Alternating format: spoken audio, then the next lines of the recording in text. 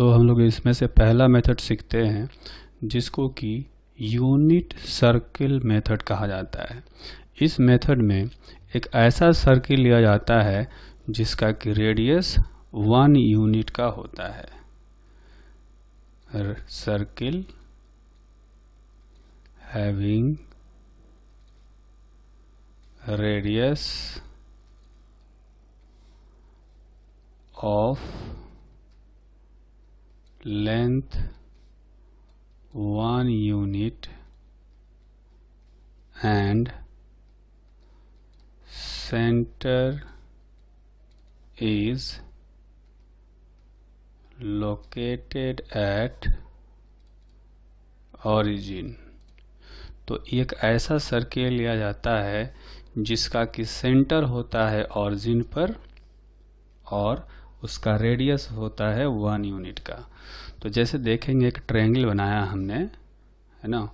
तो ये ट्रायंगल का जो रेडियस है ये है 1 यूनिट और हम लोग यहाँ से थीटा एंगल मेजर करते हैं। ये एंगल है थीटा, ठीक। अब एक पॉइंट है जो कि इस रेडियस पर भी है, थीटा एंगल पर वाला जो रेडियस है उस रेडियस पर और सरकमफेरेंस पर, दोनों का इंटरसेक्शन पॉइंट जो है यहाँ पर, इसका कोऑर्डिनेट मान लेते हैं एक्स वाई है, ठीक। तो इसमें जो हाइट होगा ये होगा वाई और ये होगा एक्स, ठीक। तो ये जो राइट एंगल ट्रायंगल बन रहा है यहाँ पर, इस राइट एंगल ट्रायंगल में हाइपोटेनस हो गया 1 और हाइट हो गया 1, बेस हो गया एक्स। तो अगर इसमें हमें साइन थीटा का वैल्यू कैलकुलेट करना हो तो क्या करेंगे, अपोजिट साइड यानी कि y divided by hypotenuse, y by 1 is equal to y, है ना। यानी कि साइन थीटा जो होगा is equal to y coordinate होना चाहिए, ठीक।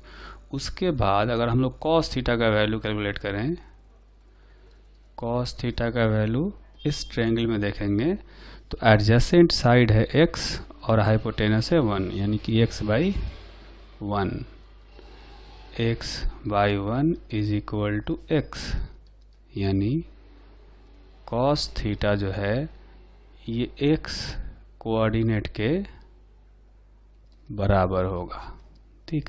तो ये दो रिजल्ट हमें याद रखने हैं। ये दोनों रिजल्ट को हम लोग बार बार यूज करेंगे किसी भी थीटा पर इन ट्रिग्नोमेट्रिक फंक्शंस का वैल्यू कैलकुलेट करने के लिए, है ना। तो जैसा कि एक एग्जांपल करते हैं, है ना। अगर एग्जांपल में हमें कहा गया कि इसमें थीटा का वैल्यू लिया गया 150 डिग्री, तो इसमें कहा गया कि find sine 150 degree and cos 150 degree, इन दोनों का वैल्यू हमें कैलकुलेट करना है। तो अब देखेंगे कि जो एक्स एक्सिस है, एक्स एक्सिस से 115 डिग्री इधर पर एक रेडियस लेंगे, ये हो गया O और ये हो गया A। तो ये जो पॉइंट है इसका कोऑर्डिनेट जो भी होगा उसका कोऑर्डिनेट हम लोग लिखेंगे, ठीक है।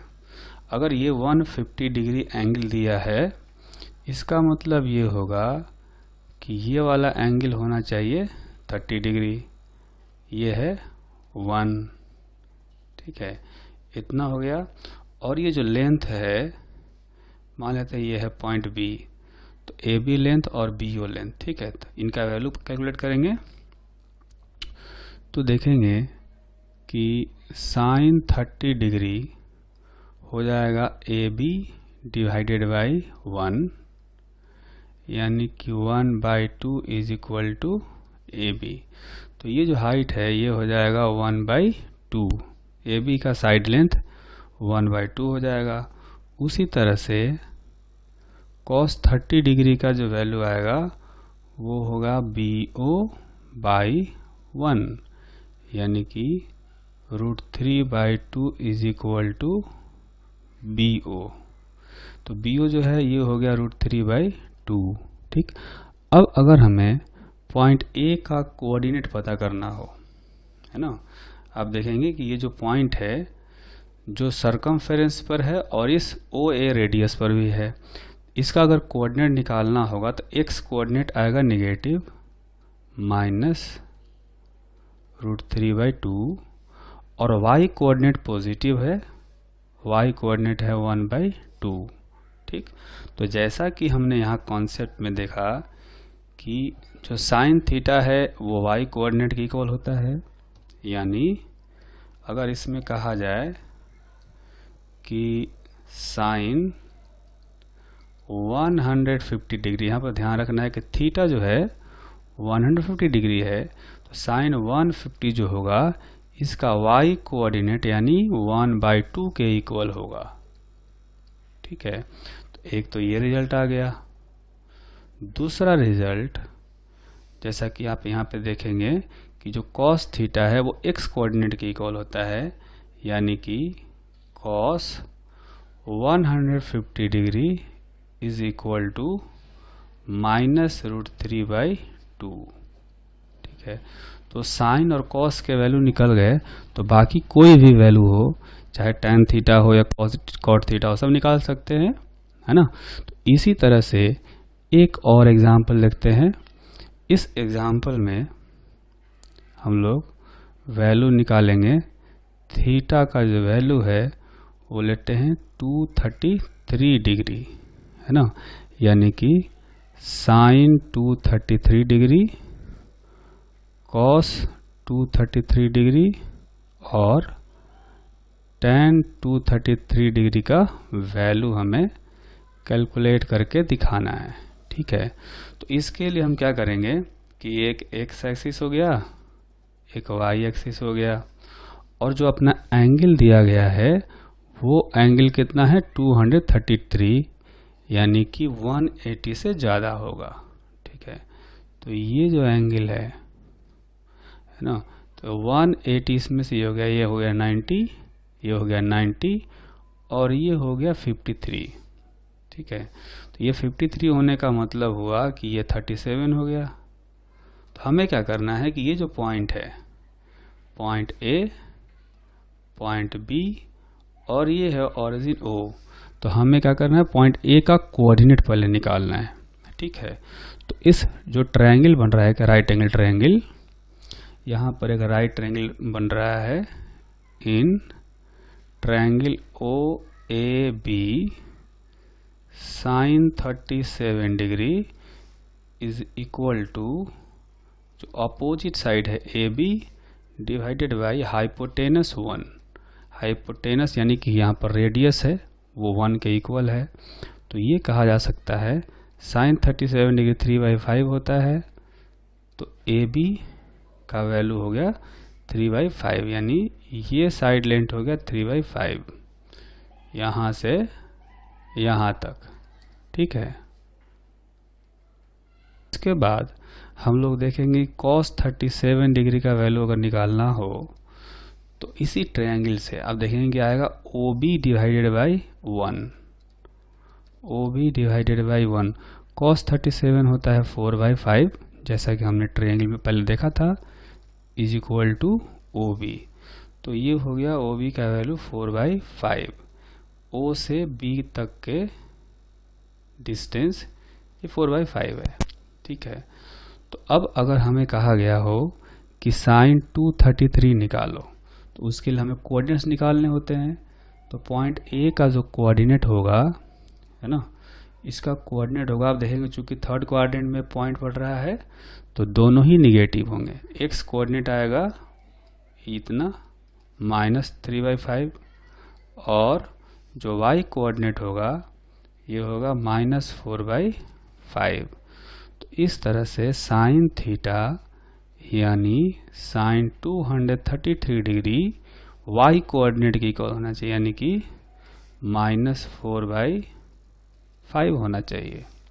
ठीक है, और अगर हमें cos थीटा निकालना हो तो क्या करेंगे, यहाँ पर जो x, ये x कोऑर्डिनेट बताता है cos 233 का वैल्यू x कोऑर्डिनेट के इक्वल आएगा -3/5, है ना।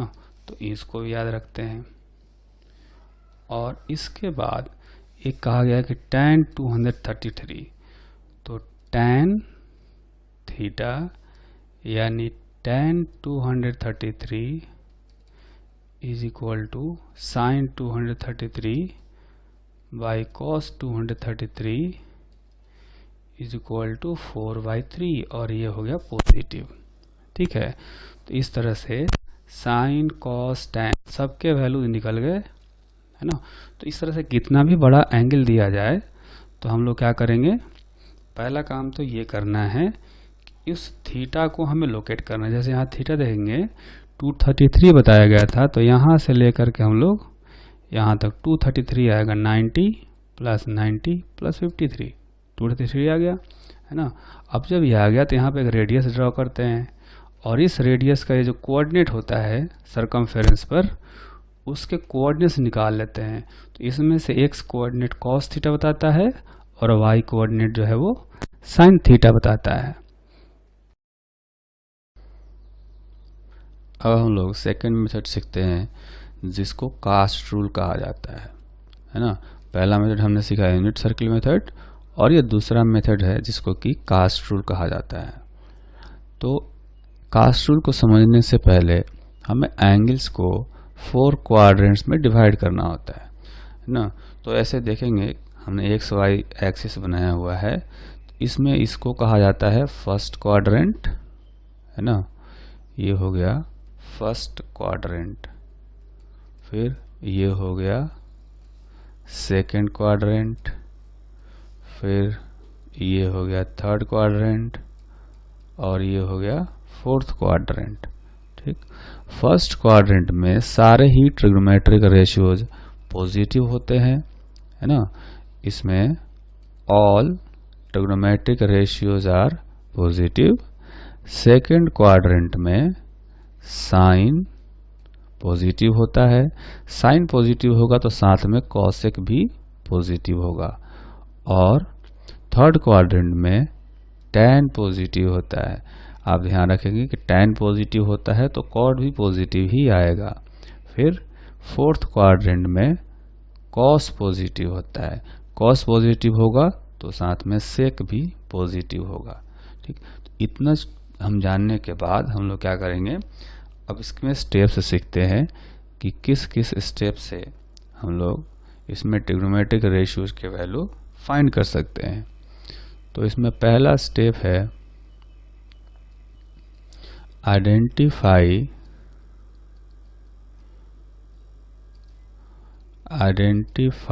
द क्वाड्रेंट in which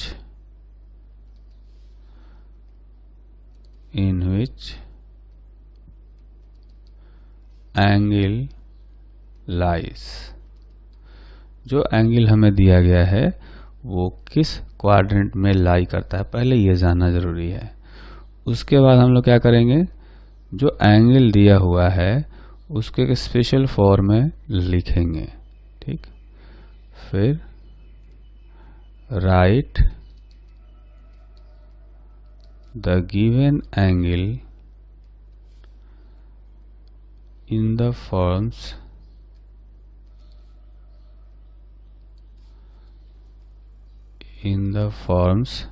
इसको दो फॉर्म में लिख सकते हैं। जैसे अगर हमें कोई एंगल दिया है फाई, तो इसको लिख सकते हैं n पाई ± थीटा, और सेकंड फॉर्म में लिखा जा सकता है 2n + 1 π/2 ± थीटा। n का जो वैल्यू है वो हम लोग 0, 1, 2, 3 सारे वैल्यू रख सकते हैं। ठीक है, तो इसमें आप ध्यान देंगे कि जो पहला फॉर्म है इसमें ये n इंटीजर हो गया, तो पाई का इंटीग्रल मल्टीपल लेना है, और यहाँ पर ये 2n + 1 है, यानी कि π/2 का ऑड मल्टीपल लेना है एंगल को। ठीक, अच्छा, इसके बाद अब आते हैं थर्ड स्टेप में, है ना। तो थर्ड स्टेप में क्या है, कि इसको हम लोग दो पार्ट में डिवाइड कर देंगे, है ना। तो ऐसा कर सकते हैं कि if angle is in the form n pi plus minus theta, then trigonometric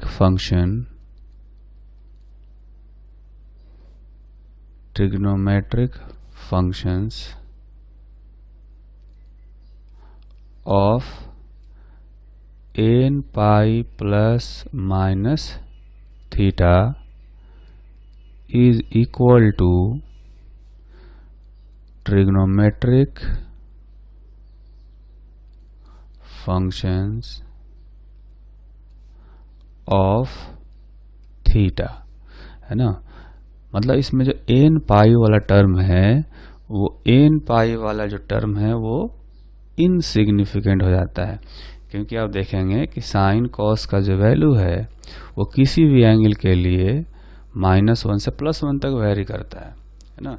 इसलिए वैल्यू रिपीट होते रहते हैं, तो इसमें n पाई जो है वो इनसिग्निफिकेंट हो जाता है। अगर थीटा का वैल्यू पता हो तो हम लोग n pi plus minus theta का वैल्यू भी पता कर सकते हैं, ठीक है। लेकिन अब यहाँ पर हमने लिखा trigonometric function of n pi plus minus theta is equal to trigonometric function of theta. साथ में यहाँ पर एक माइनस या प्लस साइन आएगा, ठीक है। ये प्लस माइनस साइन जो है उसको डिसाइड करते हैं क्वाड्रेंट के हिसाब से, है ना। पॉजिटिव और negative sign is decided by quadrant, और कह सकते हैं by कास्ट रूल, सिंपली कहें तो, है ना। तो by CAST rule applied on initially given function, जो शुरू में दिया होगा उस फंक्शन पर कास्ट रूल लगाना है। तो इसका एक छोटा सा एग्जांपल देख लेते हैं। जैसे मान लेते हैं हमें पता करना है साइन 150 डिग्री का वैल्यू, ठीक। तो इसको हम लोग लिख सकते हैं साइन पाई -30 डिग्री, है ना। 180 -30 150 होता है। इसको हम लिख सकते हैं साइन पाई -30। तो इसका जो वैल्यू होगा वो हो जाएगा साइन 30 डिग्री, ठीक है। साइन 30 डिग्री होगा। अब हमें सोचना है कि इसके आगे यहाँ पर साइन कैसा होगा, पॉजिटिव होगा कि निगेटिव होगा, ठीक। ये कहा गया ट्रिग्नोमेट्रिक फंक्शन जो है वो यहाँ पर लिखेंगे सेम ट्रिग्नोमेट्रिक फंक्शन। मतलब जैसे यहाँ साइन है, यहाँ साइन था, तो ये n पाई वाला पार्ट एलिमिनेट करने के बाद भी आएगा तो साइन ही रहेगा, वो चेंज नहीं होता। अब देखेंगे कि प्लस होगा या माइनस। तो यहाँ पर कहा गया कि पॉजिटिव और negative sign is decided by CAST rule applied on initially given function. तो इनिशियली जो है हमें दिया गया है साइन, तो साइन के लिए देखेंगे कि 150 डिग्री कौन से क्वाड्रेंट में होगा। 150 डिग्री आप देखेंगे कि ये आएगा इस सेकेंड क्वाड्रेंट में, है ना। सेकेंड क्वाड्रेंट में आएगा, ये 150 डिग्री है। तो सेकेंड क्वाड्रेंट में साइन पॉजिटिव होता है, तो इसलिए कहेंगे यहाँ पर पॉजिटिव साइन आएगा। तो इसका मतलब ये हो गया कि साइन 150 डिग्री का वैल्यू साइन 30 डिग्री के वैल्यू के इक्वल होता है।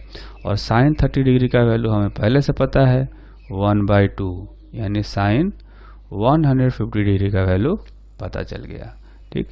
इसके बाद ये तो पहला केस हो गया, है ना। उसके बाद हम आते हैं दूसरे केस पर। जो सेकंड केस है उसमें ये होता है कि दूसरा केस है B, if angle is in the form 2n plus 1 pi by 2 plus minus theta, then trigonometric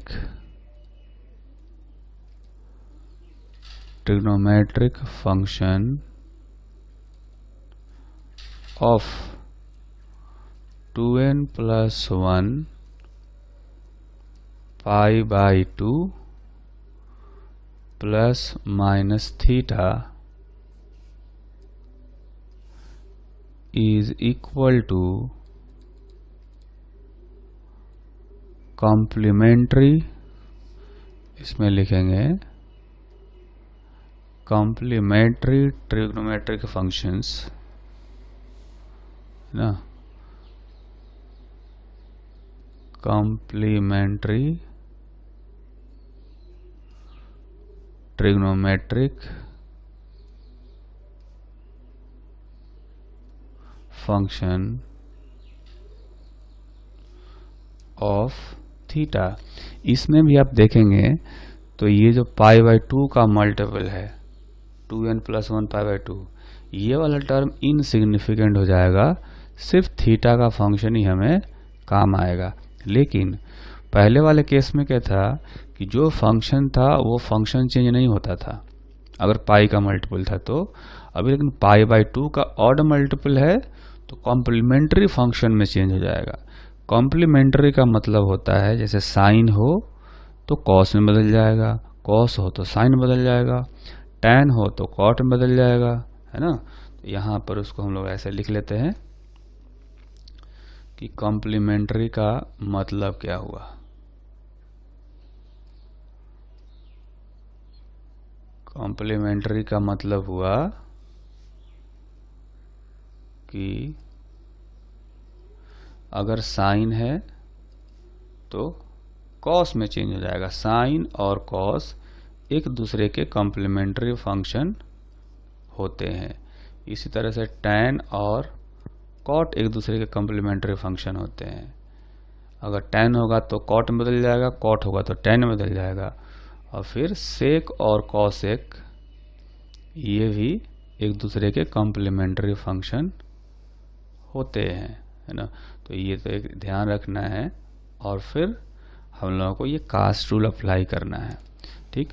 तो ट्रिग्नोमेट्रिक फंक्शन जो होगा 2n plus 1 pi by 2 plus minus theta का, उसको हम लोग बदल देंगे complementary trigonometric function of theta में। साथ में अब यहाँ पर प्लस या माइनस साइन आ सकता है, उसको कैसे डिसाइड करेंगे, कास्ट रूल से डिसाइड करेंगे।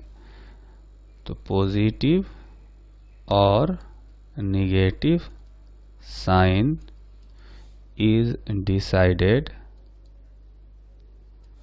Bye CAST rule applied to initial given function, ठीक है। तो जैसे अभी हमने एक क्वेश्चन किया था उसी क्वेश्चन को दोबारा करते हैं। उसमें हमने वैल्यू फाइंड किया था साइन 150 डिग्री को, ठीक है। तो इसको हम लोग ऐसे लिख सकते थे sine pi by 2 plus 60 degree, है ना। अब देखेंगे कि पाई बाई 2 का ऑड मल्टीपल होना चाहिए। तो पाई बाई 2 का ऑड मल्टीपल है 1 into pi by 2 plus 60 degree. अब इसको हमने कहा कि इसको कॉम्प्लीमेंट्री ट्रिग्नोमेट्रिक फंक्शन में रखना है, यानी जो साइन है ये कॉस में बदल जाएगा और 60 डिग्री रह जाएगा। ये जो पाई बाई 2 का मल्टीपल वाला पार्ट है वो इनसिग्निफिकेंट हो जाता है, यानी कि ये पाई बाई 2 जो है उसका कोई मतलब नहीं रह गया। हम लोग सिर्फ 60 डिग्री का वैल्यू जो है उसी का वैल्यू पता करना होगा। अब यहाँ पर कहा गया कि पॉजिटिव निगेटिव साइन बताना है, तो साइन देखने के लिए कहा गया कि कास्ट रूल को लगाओ, वो भी initial given function. Initial given function हमें दिया गया है साइन, है ना, कॉस नहीं। तो साइन दिया गया है इनिशियली, तो साइन देखेंगे 150 डिग्री यानी कि सेकेंड क्वाड्रेंट, है ना। तो सेकेंड क्वाड्रेंट में साइन पॉजिटिव होता है, सेकेंड क्वाड्रेंट में साइन पॉजिटिव होता है, तो इसलिए यहाँ भी पॉजिटिव वैल्यू हमें रखना चाहिए, है ना। पॉजिटिव हो गया। और cos 60 डिग्री का वैल्यू होता है 1/2। तो यहाँ से भी प्रूफ यही हुआ कि साइन 150 डिग्री का वैल्यू 1/2 होता है ना। तो ये दोनों हम लोग रूल सीख लिए। अब एक दो क्वेश्चन कर लेते हैं। लेकिन एग्जाम्पल्स को सोल्व करने से पहले हम लोग ये जान लेते हैं कि इस रूल का नाम कास्ट रूल क्यों पड़ा, है ना। तो आप देखेंगे कि हमने एंगल्स को 4 क्वाड्रेंट्स में डिवाइड किया था और चारों क्वाड्रेंट्स में ये बताया था कि किस क्वाड्रेंट में कौन सा फंक्शन पॉजिटिव होता है। तो अब देखेंगे यहाँ पर कि फोर्थ क्वाड्रेंट में कॉस पॉजिटिव होता है, तो अगर उसका पहला लेटर लिखेंगे तो वो होता है सी, है ना। फर्स्ट क्वाड्रेंट में सारे फंक्शंस पॉजिटिव होते हैं, ऑल रेशियोज आर पॉजिटिव, तो ऑल का पहला लेटर होता है ए। सेकेंड क्वाड्रेंट में साइन फंक्शन पॉजिटिव होता है, तो साइन का पहला लेटर होता है एस। थर्ड क्वाड्रेंट में टैन पॉजिटिव होता है, उसका पहला लेटर होता है टी। ठीक, अब इन चारों क्वाड्रेंट में जो फंक्शन पॉजिटिव होते हैं उनका इनिशियल लेटर को अगर जोड़ें सी ए एस टी, तो ये मिलकर के एक वर्ड बनता है कास्ट, है ना। और इसीलिए इस रूल को कास्ट रूल कहा जाता है। ठीक, इसके बाद हम लोग एक एग्जाम्पल्स करते हैं। तो एग्जाम्पल्स में हमें फाइंड करना है, find the value of sine 570 degree. ठीक है, तो पहला हम लोग क्या करेंगे कि पहचानते हैं कि ये एंगल कौन से क्वाड्रेंट में पड़ेगा, है ना। ये एक्स एक्सिस हो गया, वाई एक्सिस हो गया, और अगर एंगल देखें तो 570 डिग्री जो होगा, है ना, ये तो ये हो गया 360 डिग्री और फिर 180, ये हो गया 540 डिग्री, और उसमें 30 डिग्री और जोड़ देंगे तो ये हो गया 570 डिग्री, है ना। आप देखेंगे कि पहले हमने काउंट किया, एक राउंड घूमेंगे तो 360 डिग्री हो गया, फिर आधा राउंड और घूमेंगे तो 180 डिग्री, तो 360 प्लस 180 540 हो गया। उसके बाद 30 डिग्री और हमने एक्स्ट्रा चला, है ना। तो इस क्वाड्रेंट में ये पड़ेगा, यानी कि ये थर्ड क्वाड्रेंट में पड़ेगा। अब जो एंगल है 570, इस एंगल को हम लोग लिखेंगे दो अलग अलग फॉर्म में। तो 570 डिग्री को हम लोग लिख सकते हैं, देखेंगे कि यहाँ पर ये 540 डिग्री आया था, है ना, और ये जो होगा ये हो जाएगा 540 में 90 जो है हम लोग ऐड कर देंगे तो ये आएगा 630 डिग्री। तो 570 को लिख सकते हैं 540 प्लस 30 डिग्री और 630 माइनस 60 डिग्री, ऐसे दो तरीके से लिख सकते हैं। तो 540 प्लस 30 का मतलब हुआ कि इसको लिखा जा सकता है 3 पाई प्लस 30, और 600 जो 30 है माइनस 60, इसको अगर लिखेंगे तो हम लोग इस तरह से लिख सकते हैं 9 पाई बाई 2 माइनस 60 डिग्री। तो अगर हमें फाइंड करना है साइन 570 डिग्री, तो इसको लिख सकते हैं साइन, ये वाला फॉर्म को पहले यूज़ करते हैं, तो इसमें हम लोग लिखेंगे 3 पाई प्लस 30 डिग्री, और ये देखेंगे कि एन पाई वाले फॉर्म में है, n pi plus minus theta वाले फॉर्म में है। तो इसमें फंक्शन चेंज नहीं होता है ना, फंक्शन साइन का साइन ही रह जाएगा, तो साइन 30 डिग्री आ जाएगा। अब देखेंगे क्वाड्रेंट कौन सा है, तो ये क्वाड्रेंट थर्ड क्वाड्रेंट में पड़ रहा है। थर्ड क्वाड्रेंट में साइन निगेटिव होता है, यहाँ पर tan और cot पॉजिटिव होते हैं, साइन निगेटिव होता है, तो यहाँ एक माइनस साइन लगाएंगे, तो -1/2 यानी कि 570 डिग्री का वैल्यू हो गया -1/2। अच्छा, जो दूसरा तरीका है, दूसरा मेथड है फाइन 70 डिग्री का, हम लोग लिख सकते हैं इस फॉर्म में लिख सकते हैं, तो लिखेंगे 9π/2 -60 डिग्री। ठीक, तो इसमें जो है चूंकि π/2 का ऑड मल्टीपल है ये, तो इसमें कॉम्प्लीमेंट्री फंक्शन में बदल जाता है, यानी साइन हो तो cos 60 डिग्री हो जाएगा, ये 9π/2 इनसिग्निफिकेंट हो गया। अब डिसाइड करेंगे कि ये पॉजिटिव है या निगेटिव, तो हम लोग देखेंगे इनिशियल फंक्शन पे, यानी कि साइन का देखेंगे, तो साइन जो है इस क्वाड्रेंट में, थर्ड क्वाड्रेंट में पड़ेगा 570, है ना, तो यहाँ पर साइन निगेटिव होता है और इसलिए यहाँ पर निगेटिव साइन आएगा, तो ये आ गया माइनस cos 60 डिग्री का वैल्यू होता है 1/2। तो इससे ये प्रूफ हुआ कि साइन 570 डिग्री का वैल्यू होता है -1/2। ठीक है, तो हम लोग किसी भी एंगल को दो तरीके से लिख सकते हैं, एक तो ये वाला फॉर्म हो गया an pi plus minus theta, और दूसरा हो गया 2n + 1 π/2 प्लस माइनस थीटा, है ना।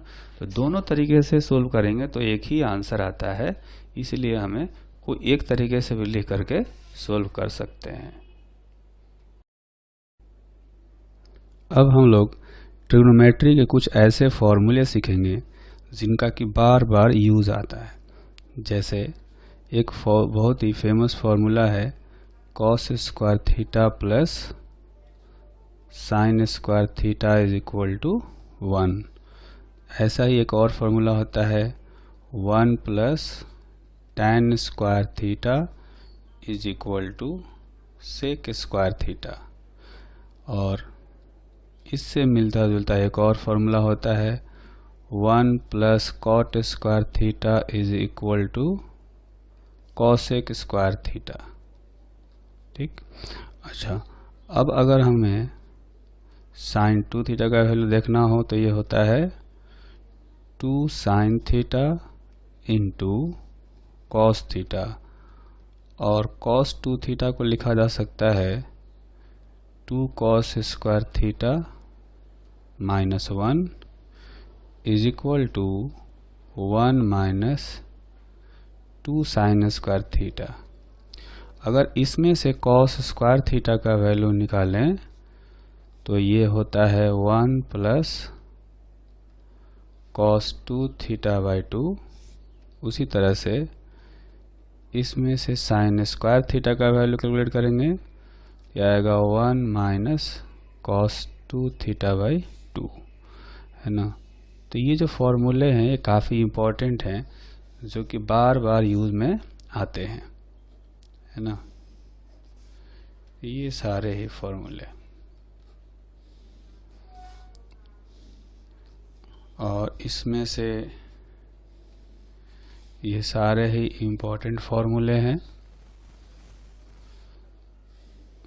एक और जो है इन्हीं टाइप का फॉर्मूला है, उसको हम लोग ऐसे लिखते हैं sine a + - b is equal to sine a cos b + cos a sin b होता है, और फिर cos a + - b is equal to cos a cos b plus sin a sin b। अब यहाँ पे ये ध्यान रखेंगे कि जब यहाँ पर इसमें प्लस होगा तो यहाँ पर माइनस आएगा, और जब इधर माइनस होगा तो यहाँ पर प्लस आएगा। जबकि ऊपर वाले में यहाँ प्लस होगा तो यहाँ भी प्लस होगा, यहाँ माइनस होगा तो यहाँ भी माइनस ही होगा, है ना। ये थोड़ा सा याद रखना पड़ेगा हमें। उसी तरह से एक और फॉर्मूला है tan a plus minus b का। तो ये है, इसको लिखा जाता है tan a plus minus tan b divided by 1 minus plus tan a into tan b। ये भी एक फॉर्मूला हो गया। साथ में एक रूल होता है जिसको कहा जाता है साइन रूल, है ना। तो साइन रूल क्या होता है, जैसे अपने पास अगर कोई ट्रायंगल दिया हो, है ना, और इस ट्रायंगल में एक साइड है A जिसके सामने का एंगल है अल्फा, एक साइड है B जिसके सामने का एंगल है बीटा, और तीसरा साइड है C जिसके सामने का एंगल है गामा। तो साइन रूल में क्या होता है, साइन रूल में होता है A by sine alpha is equal to B by sine beta is equal to C by sine gamma, है ना। तो इसमें अब ध्यान रखेंगे कि जो साइड ले रखा है A, तो A के सामने वाला एंगल अल्फा लिया गया साइन अल्फा में, है ना। वैसे B लेंगे तो B के सामने वाला एंगल है बीटा, तो B बाई साइन बीटा। जब साइड C लेंगे तो उसके सामने वाला एंगल गामा लेंगे, C बाई साइन गामा, है ना। उसी तरह से एक होता है कोसाइन रूल, है ना। कोसाइन रूल जो है वो भी ट्रायंगल के साइड्स और एंगल्स के बीच का रिलेशन बताता है।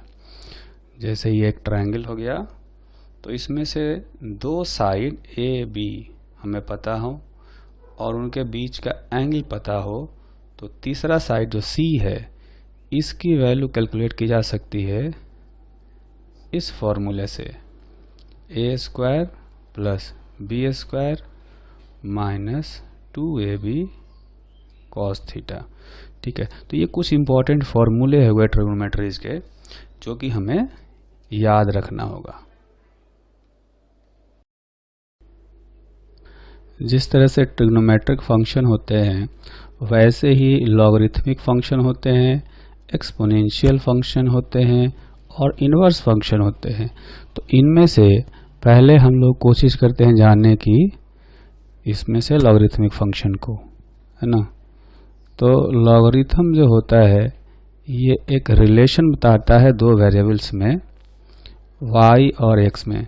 अगर मान लें कि y जो है वो कुछ इस तरह से रिलेटेड है, y is equal to log x, और बेस जो है वो मान लेते हैं कि e है। ठीक, तो x और y में जो रिलेशन होगा उसको ऐसे लिखा जाता है x is equal to e power y, where e is base of logarithm and e has a constant value।